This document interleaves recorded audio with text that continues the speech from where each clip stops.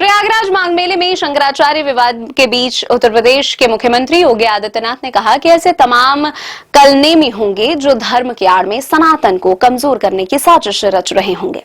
हमें उनसे सावधान रहना होगा। सीएम योगी ने सोनीपत में नाथ संप्रदाय के धार्मिक कार्यक्रम में कहा कि संत के लिए व्यक्तिगत संपत्ति कुछ नहीं होती है, उसके लिए उसका धर्म ही संपत्ति होती है। उन्होंने कहा कि धर्म राष्ट्र से बड़ा कुछ नहीं होता।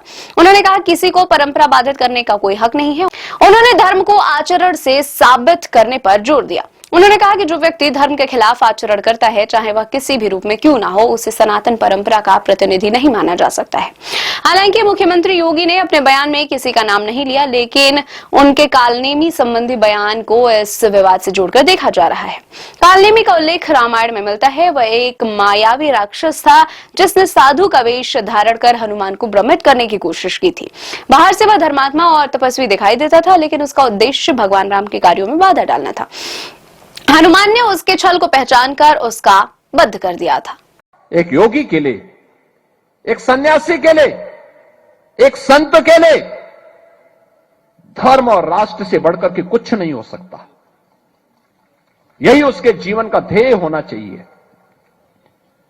उसकी व्यक्तिगत प्रॉपर्टी कुछ नहीं होती, धर्म ही उसकी प्रॉपर्टी है, राष्ट्र ही उसका स्वाभिमान है। अगर कोई राष्ट्रीय स्वाभिमान को चुनौती देता है तो हमें खुल करके उसके सामने आकर के खड़ा हो जाना चाहिए, उसकी चुनौती का मुकाबला करने के लिए खड़ा होना चाहिए। कोई धर्म के खिलाफ आचरण करता है, क्योंकि ऐसे तमाम कालनेमी होंगे जो धर्म की आड़ में सनातन धर्म को कमजोर करने की साजिश रच रहे होंगे। हमें उनसे सावधान होना होगा, उनसे सतर्क रहना होगा।